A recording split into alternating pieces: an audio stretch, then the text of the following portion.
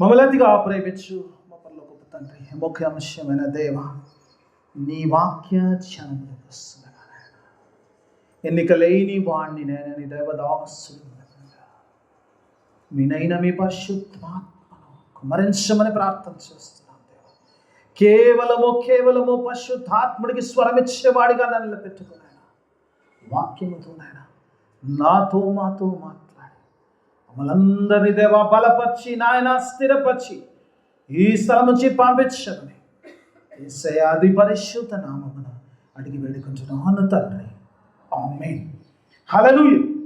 దేవుని స్తోత్రం. కొన్ని విషయాలు దేవుని వాక్యాన్ని ధ్యానించుకుని ఎస్తేరు గ్రంథము 3వ అధ్యాయములో 7వ అధ్యాయం మొదటి 3 వచనాలు చదువుకుని దానికి ముందు వెళ్ళే ముందు పిల్లరా దేవుని వాక్యమాలలో చూసినప్పుడు ఎస్తేరు గ్రంథంలో ఎస్తేరు ఒక బానిసగా చెరపట్టబడిన అమ్మాయిగా ఉంచినట్టుగా చూస్తాం. పిల్లరా బబులో దేశమునకు మరి చెరపట్టబడిన ఒక బానిసరాలు రాణిగా దేవుడు చేశాడు, రాణిగా ఉంచినట్టుగా చూస్తాం. దేవునికి స్తోత్రం. పిల్లరా ఎలా అంటే పిల్లరా పార్సీలకు మాదీలకు ఆ రాజసింహాసనములో కూర్చునే అట్టి అర్హతను దేవుడు ఇచ్చాడు. అది ఎలా అనేది అంత నేను చెప్పను, నాకు టైం లేదు కాబట్టి అందులో నేను పోను.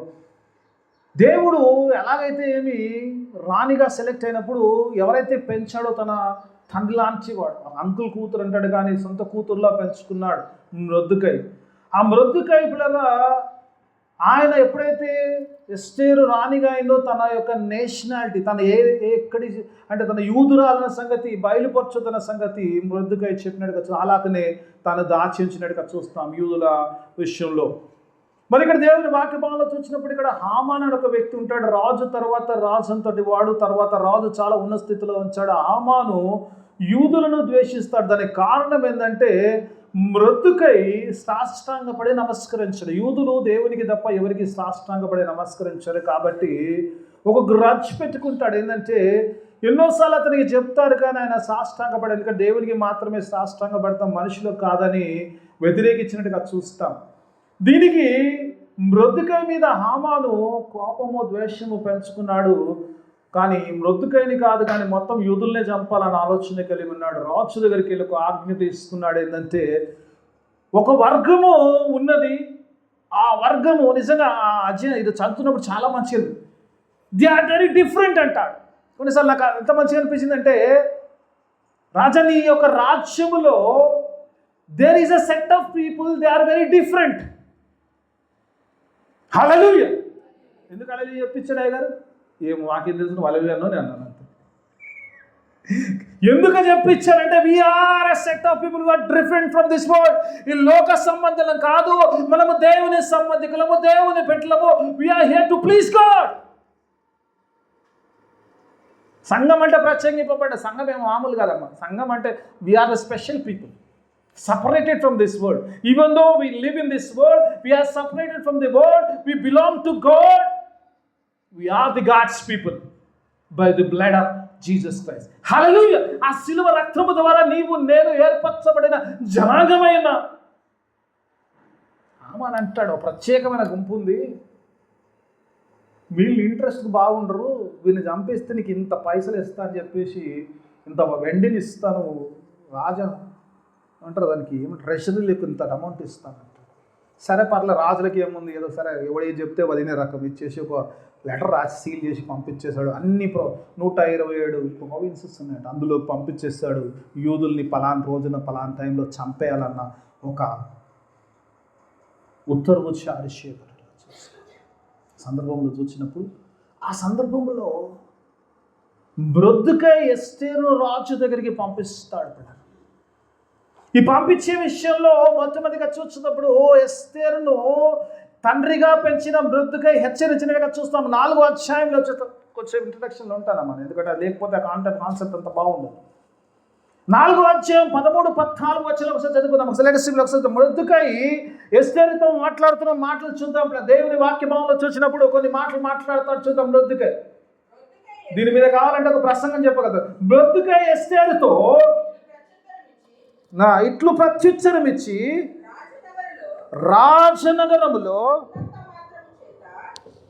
ఉన్నంత మాత్రము చేత యూదులందరికంటే నీవు తప్పించుకొందువని నీ మనసులో అంటాడు పిల్లలు, నువ్వు రాజమందిరంలో ఉన్నావు కాబట్టి, రానివి కాబట్టి, యూదుల మీదకి వచ్చిన శ్రమ నీకు రాదన్న ఆలోచనలో ఉన్నావేమో. జాగ్రత్త, సుమేష్ వార్నింగ్ ఇస్తే. చాలాసార్లు ఈరోజు విశ్వాసం ఏమంటే మనం చాలా సేఫ్ జోన్లో ఉన్నాం, మంచిగా ఉన్నాం అనుకుంటా, ఏమైనా మనం పర్లేదు అనుకుంటా. దేవుడు అంటలేదు, our salvation is not for our self. మన రక్షణ ఇతరులను రక్షించడానికి దేవుడు ఇచ్చాడు. అందుకే దేవుని వాక్యపాలన మొదలుగా అంటున్నాడు, నువ్వు రాజనగరములో ఉన్నావని నాకేం కాదని నువ్వు అనుకుంటే పొరపడుతున్న అవసరమే. ఈ సమయంలో నువ్వు మౌనముగా ఉంటే, సంఘంతో మాట్లాడుతున్నా చర్చ blessing, in this crucial periods if you remain silent, the help will come for other place. యూదులకు మరొక చోటు నుంచి సహాయము దేవుడు పంపించగలుగుతాడు. సంఘం మౌనంగా ఉంటుంది ఎప్పుడమ్మా? దేవుడు మాట్లాడుతున్నారు, సంఘంతో మాట్లాడాలనుకుంటున్నారు. దేవుడు మాట్లాడాలనుకున్న మాట ఏంటంటే, పిల్లల ఎస్తేర్లో ఈరోజు నేను కూడా చాలాసార్లు మన రక్షణలో మనం ఉన్నాం, దేవుని నమ్ముకున్నాం, రక్షింపబడ్డాము, చాలు. Our salvation is for all. మన కోసమే మనం ఇంకోరికి చెప్పాల్సిన పని లేదు. We keep silence to preach the gospel.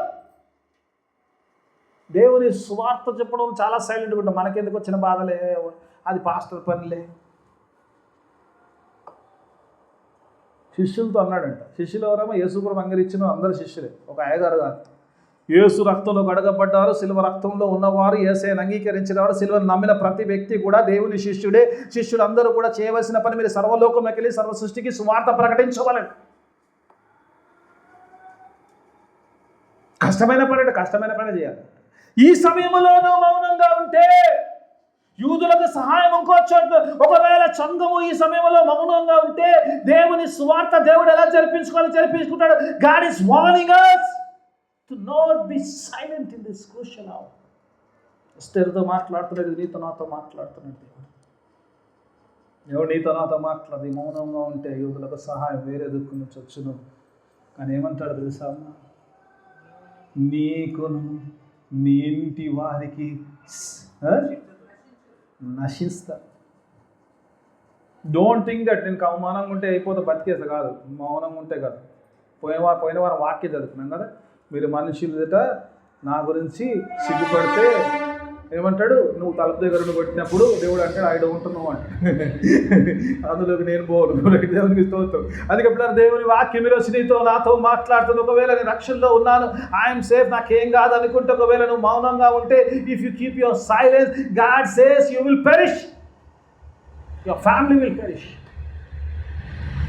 అంటే ఒక మాట అండి, మేబీ అంటాడు, ఏమో ఉందమ్మా, ఏమో ఈ సమయం కొరకే దేవుడు నిన్ను రాజసింహాసనం మీద కూర్చోబెట్టాడేమో, ఏమో ఈ సమయం కొరకే దేవుడు నిన్ను రక్షణలోకి పిలిచాడేమో, ఏమో నిన్ను విశ్వాసిగా చేశాడేమో, ఏమో దేవుడిని సంఘానికి పంపించాడేమో, దేవుని సిలువ సువర్తమానము తీసుకెళ్ళడానికి పంపించాడేమో, ఏమో ఈ సమయం కొరకు దేవుడు చర్చ్ ఆఫ్ బ్లెస్సింగ్ ఏర్పరచుకున్నాడేమో. ఎస్, కష్టమైన సమయమే దేవుడు ఏర్పరచుకున్నాడేమో. చలో, ఇంట్రడక్షన్లో 2వ పాయింట్లోకి వచ్చేస్తాను, అక్కడ ఆపేస్తాను, ఎందుకంటే అక్కడే ఉండిపోతాను కాబట్టి. 2వ పాయింట్లో చూసినప్పుడు వెంటనే ఎస్తేరు ఏం చేసిందో నేర్చుకున్నాడు. ఎస్తేరు వెంటనే ఎప్పుడైతే వార్నింగ్ తీసుకుందో, మనం ఏం చేద్దామమ్మా, వార్నింగ్ దేవుడు అంటాడు కదా సైలెంట్గా ఉండదు, ఏం చేద్దాం ఇప్పుడు?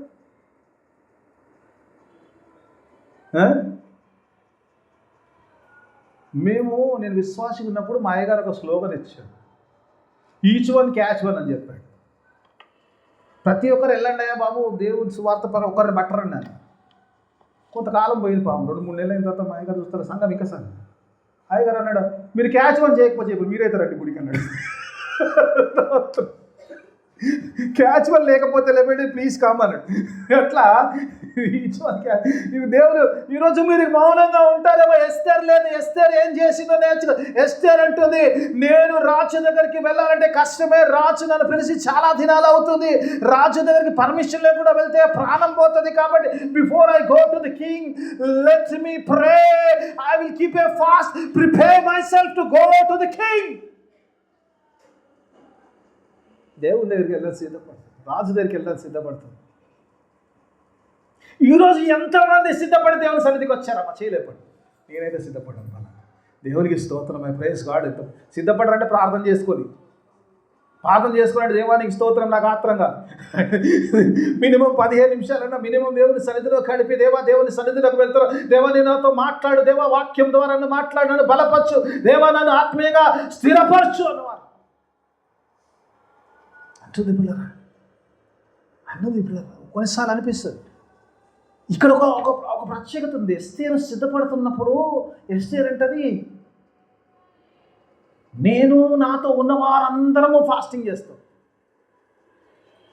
బ్లెస్సింగ్ వాళ్ళందరూ ఫాస్టింగ్ చేయాలి. ఇప్పుడు కంపల్సరీ ఫాస్టింగ్ పెడతాం కదా. కష్టం వేసయ్య.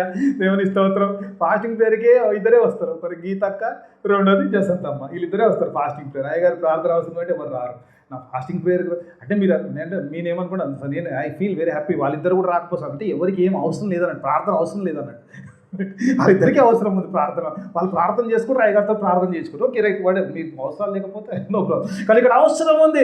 ఎస్తేర్ అంటుంది, దేవుని ఆ రాజు ఒక మందిరంలోకి వెళ్తే మరణమే వస్తుంది కాబట్టి, ఎందుకంటే రాజు పిలవకుండా వెళ్తే మరణమే కాబట్టి, రాజు కృప చూపిస్తే కానీ బ్రతకం కాబట్టి, అందుకే అంటాడు లెట్ మీ ప్రిపేర్. దేవుని సన్నిధిలో నేను ప్రార్థన చేస్తారు, ఉపవాసం ఉంటారు, నాతో ఉన్న వారందరూ ఉపవాసం ఉంటారు. మొత్తుకైతే అంటాడు అక్కడ సూసాలో ఉన్న వారందరూ కూడా యూదులందరినీ పిలువు, let everybody fast for me so that I can approach the king for our salvation. ఎందుకోసం ఉపవాసం ఉంటుందమ్మా?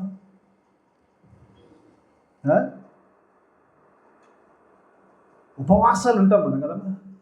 సిస్టర్ ఉపవాసం బ్రదర్ 20 days అన్న ఉపవాసం ఫాస్టింగ్. ఎందుకంటే ఇల్లు కట్టుకోవాలి బ్రదర్, లేకపోతే మా అబ్బాయి పెళ్ళి అయితే లేదు బ్రదర్, ఆర్థిక ఇబ్బందులు ఉన్నాయి brother, me fast for these things. కానీ ఎస్తేర్ ఇక్కడ చూసినప్పుడు యూదుల యొక్క రక్షణ కొరకు she is fasting for the life. I want my life, I am fasting for my life. What a wonderful. దేవానికి స్తోత్రం. నేనే కాదు, నాతో ఉన్న వారితో అంటుంది, please fast for me. I'm going to take my life at risk, but you strengthen me in the prayer. నా ప్రార్థనలో బలపరచు. నాతో సహా ఉపవాసం ఉన్నాడు. ఎన్ని దినాలంటే 3 దినాలు ఉపవాసం ఉందంట. 3 days. ఎస్ఐ 3 గంటల దాకా ఉండడమే కష్టం ఉంది. ఆ 3 ఎప్పుడైతే టైంకి ఈరోజు శుక్రవారం తొందరగా పోతాయి, మెల్లగా పోతుంది కదా. ఫ్రైడే కొంచెం స్లోగా పోతుండే టైం. అదేదో ఇక పిచ్చి పిచ్చి శోధనలు కదా. రోజు 6 ఎవరెవరో ఏదో తింటుంటారు, ఏదేదో చేస్తుంటారు, ఏదేదో కనబడుతుంటుంది, ఏదేదో వాసనలు వస్తుంటాయి. దేవుని స్తోత్రం. రైట్, ఓకే, లెట్ మీ అనుకోండి. దేవుని వాక్యము ఉపవాస దినాల్లో ఎంత కష్టం కూడా 3 దినాలు ఉపవాసం ఉండి ప్రిపేరింగ్ అండ్ కమింగ్. ఎందుకంటే దేవుని సన్నిధిలో ప్రిపరేషన్, సిద్ధపాటు లేకుండా దేవుని సన్నిధిలో వెళ్ళాలి. Prepare your self. అందుకే బల్లారాధన గురించి అనౌన్స్ చేస్తాం ముందుకు. ఎందుకంటే prepare your self before you take part in the. అంటే క్రీస్తుకు శరీర రక్తం విషయాలు అపరాధులుగా ఉండకున్నట్టు మీరు సిద్ధపడి రావాలని ముందుగా అనౌన్స్ చేస్తాం. ఇక్కడ ప్రిపరేషన్. దేవుని సన్నిధిలోకి వెళ్తాడు. మనం తెలిసింది కదా, మత్తయి సువార్త 25 బుద్ధి గల కన్యకలు, బుద్ధి లేని కన్యకలు. చర్చ్ ఆఫ్ బ్లెస్సింగ్ వాళ్ళు బుద్ధి గల కన్యకలు. హల్లెలూయా. చెప్పినందరూ బుద్ధి గల. మెల్లగా సౌండ్ వినబడుతుంది, కొంచెం డౌట్ఫుల్. హల్లెలూయా. అందరూ బుద్ధి కలరేమో మీరు దేవుని ఇస్తారు. అందరం కూడా ఆ విందులో వెళ్ళారు, అందరము దేవుని సన్నిధిలో ఉండారు, అందరము ప్రవేశించేవారమే. No one will miss. ఒక్కరు మిస్ అయినా కూడా నేను ఫెయిల్ అయ్యాను, మీరు ఫెయిల్ అండి కదా. 1900లో ఒక్కరు మిస్ అయిన 99 వచ్చినా నేను ఫెయిల్ అయినా. Tiger worst failure. మీరు చేస్తారు లేదా కదమ్మా, నేను ప్రతి ఒక్కరు వచ్చామండి. ఎవ్రీ బాడీ నా సంఘం, ఏ సంఘం అయితే ఎంతమందిని అయితే నాకు ఇచ్చావు, ఎంతమంది అయితే నా సన్నిధికి వస్తున్నారో వారందరూ కూడా ఎత్తబడే వారిలో ఉండాలి. ప్రతిరోజు you confess or not, I confess every day for your sins. First తర్వాత మీ రోగాల గురించి ప్రార్థన, ముందు దేవుని సన్నిధిలో దేవా నీ రక్తము ద్వారా first I confess the since. మొదట నా గురించి కన్ఫెస్ చేస్తాను, తర్వాత నా కుటుంబం గురించి కన్ఫెస్, నా తర్వాత నా సంఘం గురించి I confess every day so that we don't miss out on that day. అందుకే పిల్లలు ఎక్కడ చూసినప్పుడు ఆ స్టోరీలోకి నేను పోను, ఎందుకంటే ఇంట్రక్షన్ టైం అందులోకి నేను పోను. పిల్లరా 5 వెళ్ళారు, 5 వెళ్ళలేకపోయారట. ఇలాంటి సిస్టంలో చర్చ్ ఆఫ్ బ్లెస్సింగ్లో వెళ్ళారు. చర్చ్ ఆఫ్ బ్లెస్సింగ్ వాళ్ళు ఆ యొక్క విందులోకి వెళ్తున్నారంటే 100% వెళ్ళాలి. That is my aim, that is my wish. దేవుని వాక్యం సిద్ధపాటు, ప్రిపేర్ లేకుండా కష్టం పిల్లరా. Preparation is most important. నేను వాక్యం నీతో నాతో మాట్లాడుతున్నాను.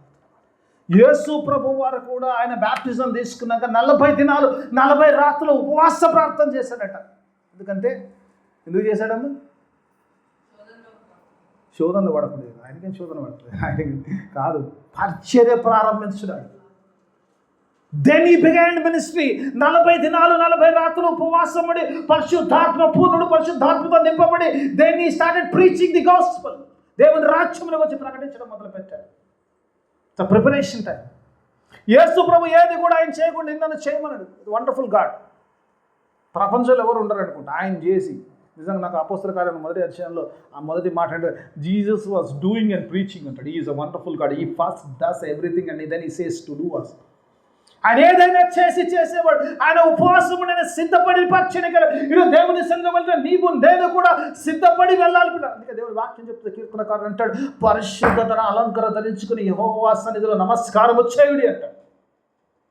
96:8 అంటాడు, worship the Lord in the beauty of holiness. ఎక్కడుండే చెప్పాం మీ వాక్యం? యేసయ్యా నీకు స్తోత్రం, హల్లెలూయా. కొత్త చర్చలో రాసుకోలేదు, మనం రాసుకున్నాం. దేవుని స్తోత్రం, ప్రభు చిత్తమైంది. దేవుని వాక్యపాలన చిన్నప్పుడు ఇక్కడ పిల్లలు ఆ రీతిగా సిద్ధపడినట్టుగా చూస్తాం. సిద్ధపాఠనకు వచ్చి మాట్లాడతాం. ఎస్తేరు మొట్టమొదటిగా చూసినప్పుడు ఎప్పుడైతే she took the warning, she prepared herself for the work of the God. ఏ పని నిమిత్తం అయితే తను దేవుడు ఏర్పరిచాడో ఆ పనిని చేయడానికి డైరెక్ట్గా వెళ్తుంది. He was preparing herself, asking the help of everybody. దేవుడిని నన్ను ఎందుకు పిలిచావు అడగాలి. దేవుడిని అడగాలి, దేవా ఎందుకు పిలిచావు? What is your purpose for me? Let me prepare. Purpose తెలిసినా కూడా prepare our self and go. దేవుని వాక్యం. 2-3 విషయంలోకి వస్తాను. ఇంట్రడక్షన్లో ఎక్కడ చదువు. 3 మన వాక్యభావాలకు వచ్చేస్తాను. 7లోకి వచ్చేస్తాను. ఇంకా మీకు కొంచెం ఫ్రీగా అయిపోతారు. 7వ వచనంలో అయితే చదువుతాను. 7వ వచనంలో కూడా కొంచెం ఇంట్రడక్షన్ చెప్పేసి దెన్ విల్ గో. చదవండి అమ్మా 7వ వచనం. రాజును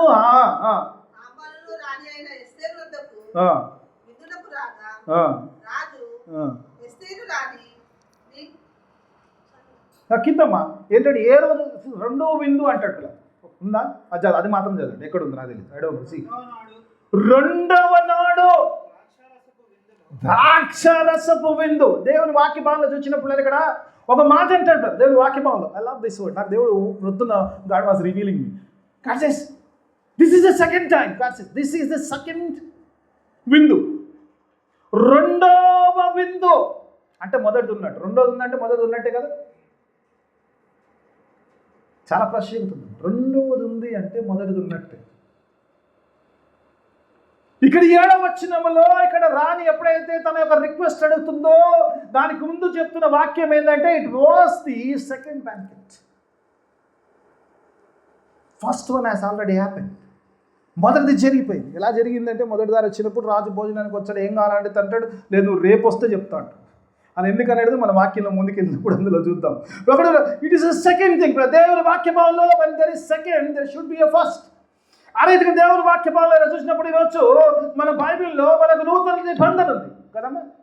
we have the New Testament. that means we have a testament, Old Testament also. 2 నిబంధనలు ఉన్నాయి కదా. ఒకటి గొర్రెపిల్ల నిబంధన, సీనాయి పర్వత దేవుడు ఇచ్చిన నిబంధన. ఆ నిబంధన ప్రకారం గొర్రెపిల్ల రక్తము ద్వారా మనుషుడు పవిత్రమైతే గొర్రెపిల్ల రక్తం ఏదైతే చేజారకపోయిందో అది క్రీస్తు రక్తం ద్వారా శిల కార్యము ద్వారా జరుగుతుంది. కాబట్టి 2వ నిబంధన క్రీస్తు రక్తములకు సాదృశ్యము. Second thing. yes we need second thing. ఈ సెకండ్ లేకుండా there is no life. అందుకే ఇక్కడ దేవుని వాక్య భాగంలో చూసినప్పుడు ఎస్తేరు రిక్వెస్ట్ మొదటి దాంట్లో అడగకుండా 2వ దాంట్లో అడుగుతుంది. ఎందుకంటే తర్వాత సంగతి కానీ మీరు 2వ జరగాలి. అందుకే రోమపత్రికలో వచ్చాడు కదా, ఏదైతే ధర్మశాస్త్రము చేయజాలకలేకపోయిందో అది క్రీస్తు శిలువ కార్యము ద్వారా చేశాడు. Hallelujah. This is second thing. Second banquet. 2వ విందులో ఉన్నప్పుడు దేవుని వాక్య భావంలో చూసినప్పుడు పిల్లరా రాణి అంత అప్రోచ్ అయ్యి రాజు దగ్గరికి వెళ్ళినప్పుడు రాజు ఒక మాట అంటాడు. 5వ అధ్యాయంలో చూసినప్పుడు రాజు దగ్గరికి వెళ్ళినప్పుడు అంటాడు, నీకేం కావాలంటాడు. అంటాడు ఏమంటాడంటే రాజు అంటే పిల్లరా ఏం చేస్తాడంటమ్మా, రాజు దగ్గరికి వెళ్ళినప్పుడు పర్మిషన్ లేకుండా వెళ్ళిపోతే ఆయన చేతిలో ఒకటి గోల్డెన్ సెప్టర్. తెలుగులో ఏమన్నారమ్మా అది? రాజదండం. అది ఇట్లా చాపితే దాన్ని ముడితే బ్రతుకుతారట. ఆయన కృప చూపిస్తే కానీ బ్రతకుంటారు రాజదండంలో వితౌట్ పర్మిషన్ వెళ్తే. కానీ ఈరోజు మా రాజు సిలువ చేశాడమ్మా. Hallelujah, we are in the mercy. అందుకే ఆయన ఈరోజు పిల్లరా ఎవరికి లేని ఆధిక్యత సిలువ ద్వారా ఈరోజు నీవు నేను యేసయ్య రక్తము ద్వారా తండ్రిని తండ్రి అని పిలిచే భాగ్యము, దేవాని కాదు కానీ తండ్రి అని పిలిచే భాగ్యం ఇచ్చాడు ఆయన కృప ద్వారా. క్రాస్ దేవుని వాక్యం మనం చూసినప్పుడు వెళ్ళినప్పుడు ఆమె వెళ్తుంది, ఆ రాజదండం చాపినప్పుడు పట్టుకుంటుంది. రాజు అడుగుతాడు, అమ్మ నీకు ఏం కావాలి, ఏం కావాలన్నా ఇస్తాను అంటే, సర్ధరాజ్యం వరకు నీకు ఇస్తానంటే ఆమె అడుగుతుంది ఏమంటది నీవు హామాను కలిసి నా ఇంటికి విందుకు రావాలంటే. దేవుని వాక్యం బాగా చూసినప్పుడు దేవుని వాక్యం కొన్నిసార్లు అనిపిస్తుంది. ఈమె వెళ్ళింది, ప్రార్థన చేసుకుని సిద్ధపడింది. ఎందుకు పోయిందమ్మా? యూదుల మీదకి శ్రమ వచ్చింది, తన ప్రజల్ని తాను రక్షించుకోవడానికి వెళ్ళినప్పుడు రాజు అడిగినప్పుడు వెంటనే వెళ్ళేసి, రాజా నాకు ఇది కావాలని అడగవచ్చు కదా, ఇట్లా ఉంది నా ప్రాబ్లం అని చెప్పొచ్చు కదా. ప్రాబ్లం చెప్పలేదు. ఏమంటుంది పిల్లరా?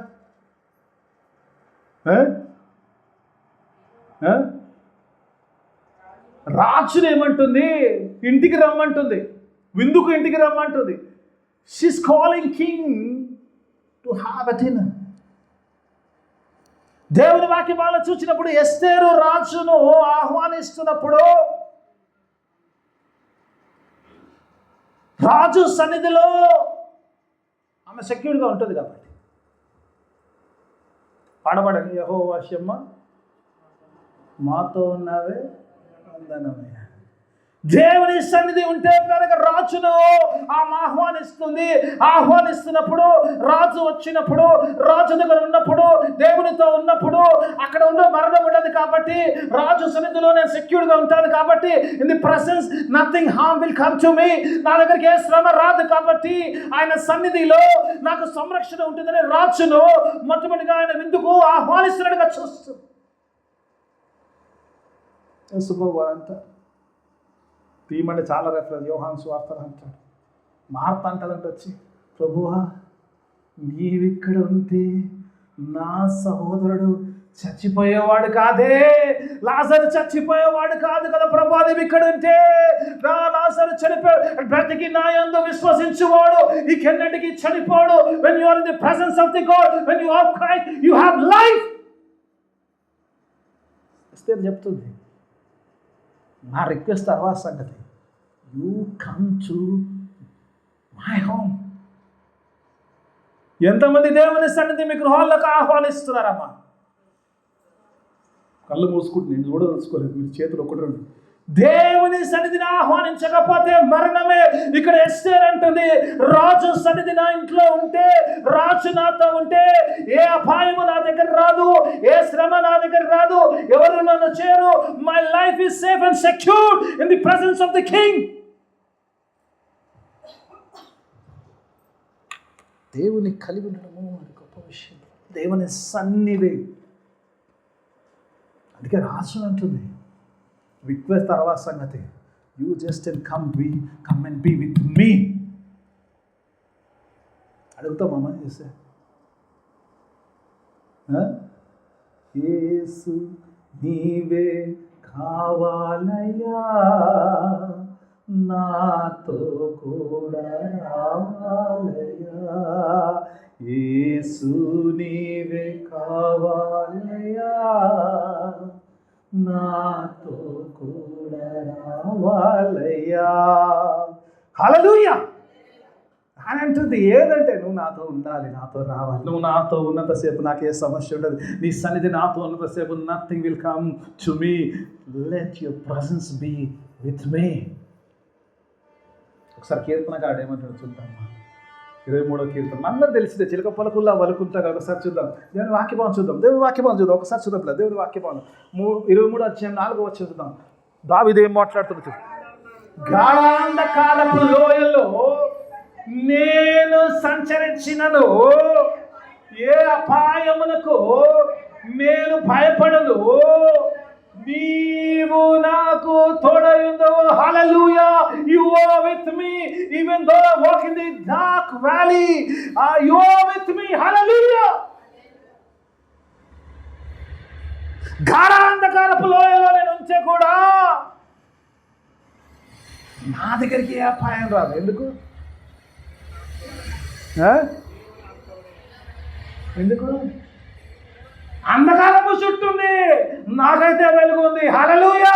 యేసయ్య నేనే వెలుగును అన్నాడు. I am the light of this world and you are the light of this world. అంధకారము నీ చుట్టూ వచ్చి కదా, నీలో ఏ చీకటి ఉంది కదా, నువ్వు యేసుని కలిగి ఉంటావు కదా, యు విల్ హావ్ లైట్.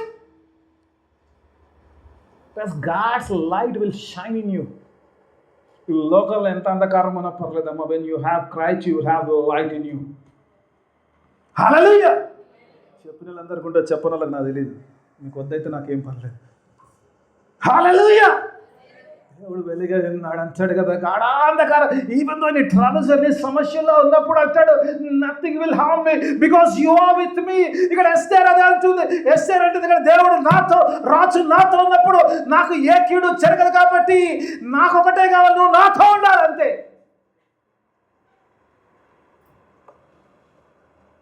దేవుని వాక్యం రుజువుతో మాట్లాడుతుంది.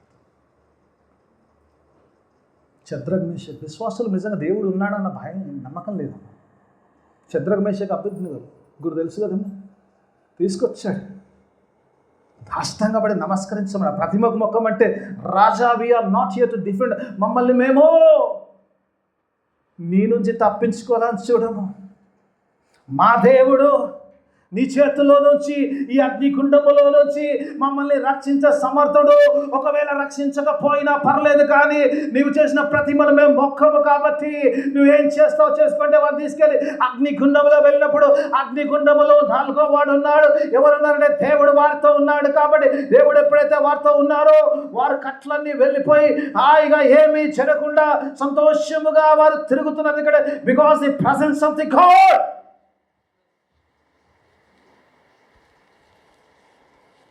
ఎంతమంది కంప్యూటర్ నాలెడ్జ్ ఉందో నాకు తెలియదు కదా, నాకు కొంచెం కంప్యూటర్లో ఏదైనా సాఫ్ట్వేర్ పాడు కావద్దంటే దానికి ఓ లోడింగ్ ఇస్తారు, యాంటీవైరస్. ఈ యాంటీవైరస్ ఏం చేస్తుందంటే తెలుసా అమ్మ, ఫైర్ వాల్ ఉంటుందట. ఇదైతే ఉందో సాఫ్ట్వేర్ పనిచేస్తారు మీకు, సాఫ్ట్వేర్కు ఫైర్ వాల్గా ఉంటుంది. శద్రక్ మేషక్ అబేద్నెగోలు యేసయ్య ఫైర్ వాల్ ఉంది. హల్లెలూయా. ఈరోజు నువ్వు ఎలాంటి మండుతూ ఆ అగ్నిగుండంలో ఉన్నా కూడా దేవుని యొక్క fire wall, as long as your God's presence is there, nothing will harm you. Esther నేర్పిస్తుంది. రాజు దగ్గరికి వెళ్ళి అయ్యా నాకు ఇది సమస్య, ఎంతసేపు దేవుని సన్నిధికి వెళ్ళి ఎంతసేపు అయ్యా నాకు అది లేదు, అయ్యా నాకు ఇది లేదు, అయ్యా నువ్వు నాతో ఉండు, you come and be with me. ఒకటి తెలుసా అమ్మ, యేసయ్య నీతో ఉన్నప్పుడు నీ ఏ సమస్య కూడా నీ సమస్య కాదు, ఆయన సమస్య అవుతుంది. హల్లెలూయా. ఎందుకు దేవుని వాక్యం చెప్తుంటాడు, ఎప్పుడైతే దేవుని అది ఇక్కడ చూసినప్పుడు ఆ ముగ్గురు వెళ్ళినప్పుడు 4 అయ్యారు. దేవుని సన్నిధి ఉన్నప్పుడు అంతసేపు వారికి ఏ హాని జరగలేదు.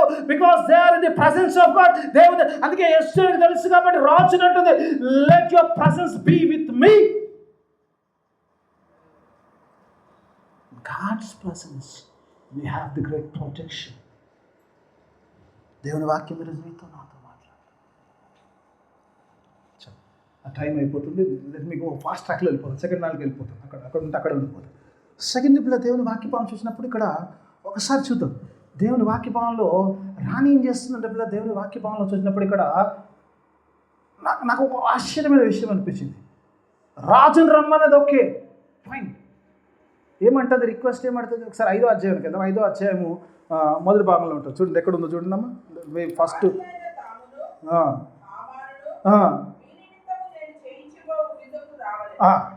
ఇప్పుడు కాదమ్మా, ఎన్నో వచ్చినమ్మా 5-8 రైట్ ఓకే. ఇక్కడ రాణి పిలువస్తుంది రాజుని, ఎందుకు రాజు ఉంటే నాకు సేఫ్టీ కావడం చెప్తుంది రైట్ ఓకే. దేవుని వాక్యపాలన చేసినప్పుడు ఇక్కడ మరి రాణి రాజుని రమ్మంటుంది, కానీ ఎస్తేర్ రాణి ఎవరిని పిలుస్తుందమ్మా? రాజును, రాజుతో పాటు హామాను కూడా రమ్మంటుంది. జస్ట్ నాకు అనిపించింది వీడు యూదుల్ని చంపేయాలని చూస్తున్నాడే, వీడెందుకు పిలిచినట్టు ఆలోచించారమ్మా. రాజును పిలిచింది, okay, so she want to be safe, okay, no problem. Why Haman? ఎవడైతే యూదులందరినీ నాశనం చేయాలనుకుంటాడో, ఎవరితోటైతే థ్రెట్ ఉందో, let him come for the dinner. అంతేనమ్మా. హామాన్ని కూడా పిలుస్తుంది, హామాన్ రమ్మంటుంది. పాపం హామాన్ సంకలు గుద్దుకుంటూ పోయాడు పాపం డిన్నర్కు. దేవునికి స్తోత్రం. కొన్నిసార్లు అనిపిస్తుంది, కొన్నిసార్లు వండర్ఫుల్, కొన్నిసార్లు అనిపిస్తుంది హామాన్ ఎందుకు పిలిచింది. దేవుని అడుగుతున్నాడు, హామాన్కు let Haman know what I have. జవాబు యోహాన్ ఇస్తాడు. ఒకసారి మొదటి యోహాన్ పత్రిక 4వ అధ్యాయం 4వ వచనం చూద్దాం. ఒకసారి ఎందుకు హామాను పిలిచిందంటే ఒకసారి చూద్దాం. దేవుని వాక్యంలో యోహాను దీనికి ఆన్సర్ ఇస్తున్నాడు. మొదటి యోహాను 4వ అధ్యాయం 4వ వచనం చూద్దాం. ఒకసారి చూద్దాం. చిన్న పిల్లలారా, దేవుని పిల్లలారా, చర్చ బ్లెస్సింగ్ వాళ్ళారా, ఏమంటున్నామా, మీరు చిన్న పిల్లలారా, మీరు దేవుని సంబంధులు. You belong to God, you are the children of God. మీరు దేవునికి చెందిన వారు. తర్వాత మీలో ఉన్నవాడు లోకములో ఉన్నవాడి కంటే శక్తిమంతుడు. హల్లెలూయా. నాతో ఉన్నవాడు, let Haman know that I have a mighty powerful person with me. హామాను తెలవాలి కదా. కొన్నిసార్లు తెలిసిపోతుంది కదమ్మా. మనకు చాలా పడనోళ్ళ ఇన్ఫర్మేషన్ బాగా దొరుకుతుంది మనకు. కరెక్టా కాదు అమ్మా? పడ్డోళ్ళ కంటే కూడా పడనోళ్ళ ఇన్ఫర్మేషన్ బాగుంటుంది. ఉంటుందా? ఏమ్మా, నేను కళ్ళు మూసుకుంటే ఎవరిని చూస్తాను, ఉంటుందా లేదా? ఎట్టకో తెలిసిపోతుంటుంది. ఎవరో ఒకరు ఉంటారు మెసెంజర్లు, తెలుసా లేదా? వీడు ఎట్లా తెలుసుకుంటాడు? రారా బాబు, నీకు అసలు చూపిస్తా. అసలు నా దగ్గర ఏముందో నీకు చూపిస్తా. నా దగ్గర ఉన్నవాడు ఎవడైతే నీకు పర్మిషన్ ఇచ్చాడో, ఎవడైతే యూదులు నాశనం చేయవాడో, ఆ పర్మిషన్ ఇచ్చినోడే నా దగ్గర ఉన్నాడు. ఆయన సన్నిధిలో ఉన్నాను. ఇప్పుడు ఏం చేస్తావు? Come on show me. దేవుని కలిగి నాకు ఏం జరుగుతుందమ్మా? రాజే కదా పర్మిషన్ ఇచ్చాడు. రాజు దగ్గర పోయి అడుక్కున్నాడు కదా పర్మిషన్. యోబు గ్రంథం బాగా జ్ఞాపకం వస్తుంది. దేవదూతలు యెహోవా మొదటి అధ్యాయం దేవదూతలు యెహోవా సన్నిధి ప్రత్యక్షించ దినం ఒకటి తటస్థించను. అక్కడికి హామాను కూడా వచ్చను. అక్కడికి హామాను ఎవడు పిలిచాడు? దేవుడే పిలిచాడు. కమన్సి హామాను కూడా వచ్చాడు. అక్కడికి సాతాను కూడా వచ్చాడు. యూదుల్ని నాశనం చేయాలనుకున్నవాడు, మనల్ని నాశనం చేయాలనుకున్నవాడు. Invite him and show him what you have. నీ దగ్గర ఏముందో, అరే నువ్వేం చేస్తావు కదా, నా దగ్గర ఏముందో నేనేం చేస్తానో చూడు. This is the faith. నా దగ్గర ఉన్నవాడు లోకంలో ఉన్నవాడి కంటే శక్తిమంతుడు. ఎంతమంది విశ్వసిస్తారమ్మా? హల్లెలూయా. నా దగ్గర ఉన్నవాడు లోకంలో ఉన్నవాడి కంటే శక్తిమంతుడు. ఇప్పుడు ఎవడొస్తే ఏముంది, ఎవడు ఏం చేస్తే నాకు ఇది విశ్వాసంలోకి రాలేకపోతే ఎస్తేరు తెలిసిందంటే, రాజు వచ్చినప్పుడు వాడేం చేస్తాడు? వాడు అది చూస్తే కుల్లి సస్తాడు. తారుమారు చెప్తాడు. God is wonderful God. దేవుని వాక్యం మనం చూసినప్పుడు దేవుడు నిజంగా ఎంత అద్భుతాలు చేయగలుగుతాడు. దేవుని యొక్క సన్నిధి పిల్లలు చూసినప్పుడు, విశ్వాసంలో ఉన్నప్పుడు దేవుడు పరిస్థితులను తారుమారు చేయగలుగుతాడు. మోషే విషయం ఒక మాట చెప్పి నేను ముందుకు వెళ్ళిపోతాను. మోషే పిల్లరా, ఇజ్రాయేలు జనాంగాన్ని విమోచించే మోషే పుట్టినప్పుడు రాజు ఆజ్ఞ ఇచ్చాడు. ఏమాగి ఇచ్చాడంటే, మగ శిష్యులందరినీ కూడా నైల్ నదిలో పడేయాలి. తల్లిదండ్రులు ఒక పెట్ట చేసి ఆ నైల్ నది మీద వచ్చి అనేక చిన్న బిడ్డలకు మరణ పడకైన దాని మీద ఒక జంబు పెట్టలో ఆ పెట్టెను పెట్టి ఆ నీళ్ళలో వచ్చినప్పుడు దేవుడు అక్కడికి ఫరో కూతుర్ని పంపించాడు. దేవుడు తీసుకెళ్లి మోషేను ఫరో ఇంటిలో పెంచాడు. Hallelujah. That's the power of our God. ఆ మాట చదివినప్పుడు ఎంత అనిపిస్తుంది? ఫరోకి ఏం భయం ఉండంటే ఇజ్రాయెల్ ప్రజలు ఎక్కడ వెళ్ళిపోతారని భయం ఉండే. తీసుకెళ్ళిపోయేటని ఇంట్లో పెంచిండు. హల్లెలూయా. అసలు జరుగుద్దామా? కొన్నిసార్లు అనిపిస్తుంది అమ్మ, God is a wonderful God. ఏ భయం అయితే వాడు పోతున్న భయాన్ని ఇంట్లో 40 సంవత్సరాల పాటు పెంచాడంట వాడు. ఆ భయాన్ని ఎందుకు? ఇజ్రాయెల్ ప్రజల్ని గద్దలా తన్నుకుపోరాని పెంచాడు. అది దేవుని శక్తి పిల్లలు. దేవుడు ఏం చేస్తాడు అనేది, గాడ్ ఎలా మార్చగలుగుతాడు, పరిస్థితి ఎలా చేయగలుగుతాడు. That's a great faith. ఎందుకంటే దేవుని వాక్యభావంలో చూసినప్పుడు, దేవుని విషయంలో చూసినప్పుడు God will do wonderful things. రాణి చూసినప్పుడు నా మోషే పిల్లరా,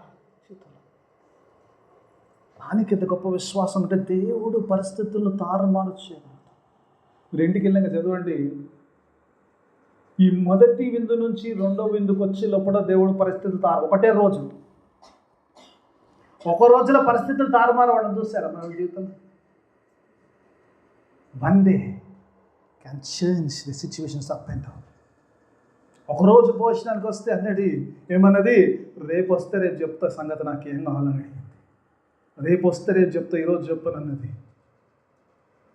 ఆ మధ్యలో రాత్రికి నిద్ర లేదంటే రాజుకు, ఆ మధ్యలో ఏ మొద్దుకైను అయితే చంపాలనుకో, మొద్దుకై కొరకు యూదులందరినీ చంపాలనుకో, ఆ మొద్దుకైను హామాను సన్మానిస్తాడు.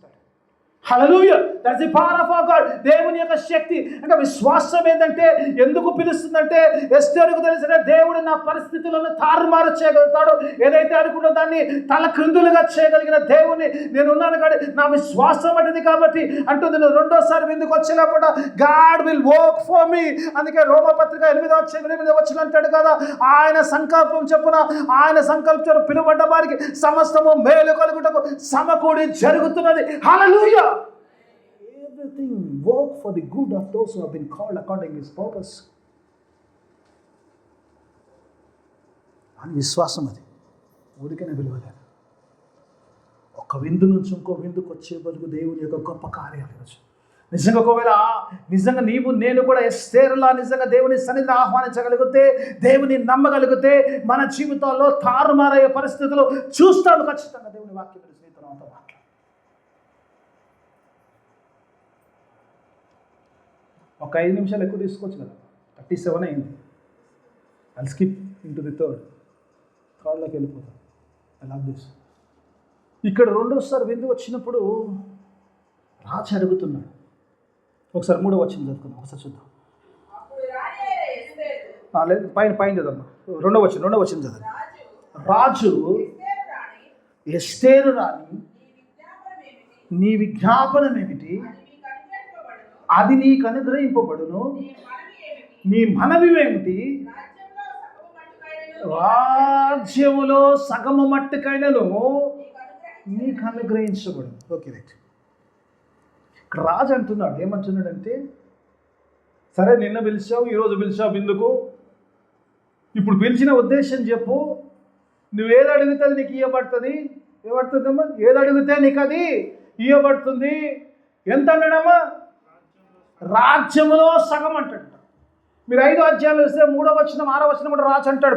దేవుని వాక్యభాగంలో చూసినప్పుడు ఇక్కడ 3 సార్లు రాజు ఇదే మాట అంటాడు. ఏంటంటే రాజ్యములో సగం వరకు నీకు ఇస్తానంటాడు కదా. 3లో 6లో కూడా అదే మాట ఉంది. 3 సార్లు మాట రాజు మాట్లాడతాడు. మొదటిసారి చెప్తాడు, రెండోసారి చెప్తాడు, మూడోసారి రాజు కూడా తీసుకెళ్ళి, అమ్మ ఇప్పుడు నేను చెప్పు, నీకేం కావాలో, even the half Kingdom will be given to you. ఇట్లా అడిగింది అనుకో దేవుడు, అమ్మ నీకు ఏం కావాలి, ఇండియాలో సగం ఇచ్చేస్తాను అనుకో. ఏమంటే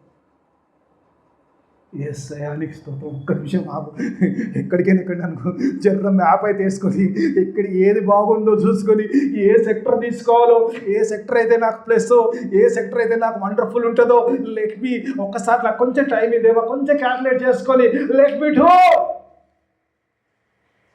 అంతే కదమ్మా. ఒకసారి కాదు, 2 సార్లు కాదు, 3 సార్లు అన్నాడట ఆ మాట. కానీ ఇక్కడ దేవుని వాక్య భావంలో చూసినప్పుడు 3వ వచనం ఒకసారి చూద్దాం. ఎందుకంటే ఆమె స్ట్రెస్సింగ్గా ఉంది. ఒకసారి చూద్దాం. 3వ వచనంలో ఆమె అడుగుతుంది, ఏమంటే చూడమ్మా, అప్పుడు రాణి అయిన ఎస్తేరు ప్రత్యుత్తరం ఇచ్చాను, రాజా నీ దృష్టికి నేను దయ పొందిన దానైతే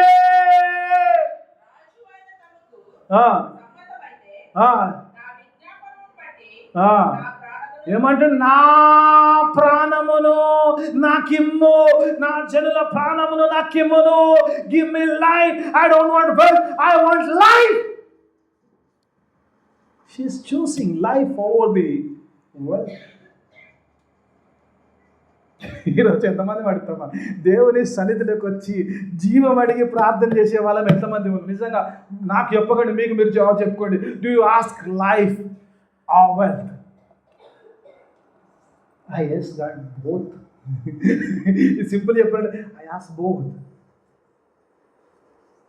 ఇక్కడ రాని అడుగుతుంది, నీకు రాజ్యం దేవుని వాక్యం రోజు దేవుని వాక్యం దేవుని సన్నిధిలో నీకు లేవు. We're tempted to take something else, we're tempted to ask something else. ఇక్కడ దేవుని వాక్యంలో చూసినప్పుడు శోధన ఖచ్చితంగా వస్తుంది. Before getting into life you will have the temptation. యేసు ప్రభు వారు కూడా 3 మార్లు శోధింపబడ్డాడు కదా. బాప్టిజం తీసుకున్నప్పుడు 3 మార్లు శోధింపబడ్డాడు. ఒకటి నేత్రాశ, శరీరాశ, జీవము, డబ్బము. ఈ 3 విషయాల్లో శోధింపబడతావు. ఇది దాటితేనే లైఫ్ లోకి వస్తావు. Even Jesus has to go the 2 days to come into life. Yes, ఎప్పుడు లేచిందమ్మా? ఏమో నాకేం తెలుసు కదా, నాకేం చెప్పలే కదా, నాకు చెప్పి లేచిందా ఏమి? ఏమన్నా మూడవ దినము దేవుని వాక్య భావంలో ఈరోజు చూసినప్పుడు ఎస్తేరు కూడా 3 సార్లు వచ్చింది. నీకు రాజ్యం కావాలా, నీకు అది కావాలా, నీకు ఇది కావాలా అంటే దేవుని వాక్యం చేసినప్పుడు ఎస్తేరు అంటుంది, I don't want anything, I want my life. యేసయ్య సన్నిధికి వచ్చి పిల్లరా శోధనను జయించి జీవములు అడగటం ఎంతమంది ఉన్నాం ఈరోజు?